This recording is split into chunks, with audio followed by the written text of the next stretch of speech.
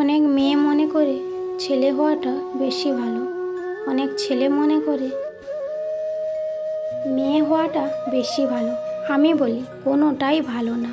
মেয়ে হলে কষ্ট ভুগতে হয়, ছেলে হলে সারা জীবন খেটে মরতে হয় বউ বাচ্চা পরিবারের জন্য। নিজের জন্য কিছু পায় না, পরের কথা ভেবে ভেবে দিন কেটে যায়।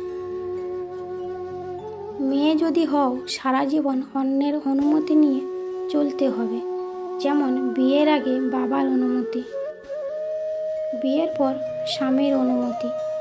তাদের অনুমতি ছাড়া কোনো কাজ করলে অনেক বদনাম শুনতে জীবনটা ছাড়খাড় হয়ে যাবে।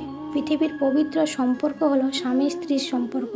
পৃথিবীর যতই বড় বড় উপহার স্বামী তার স্ত্রীকে এনে দিক না কেন, স্বামীর ভালোবাসা হলো একজন স্ত্রীর কাছে বড় উপহার। কাউকে খুব বেশি আপন ভাবতে নেই, কারণ আপন মানুষগুলো জানে কোথায় আঘাত করতে হয়। জীবনের 6টি নীতিকথা। নাম্বার 1, প্রার্থনা করার আগে বিশ্বাস করো। নাম্বার 2, কথা বলার আগে শোনো। নাম্বার 3, খরচা করার আগে উপার্জন করো। নাম্বার 4, কিছু লেখার আগে চিন্তা করো। নাম্বার 5, হাল ছাড়ার আগে চেষ্টা করো। নাম্বার 6, মরার আগে বাঁচতে শেখো।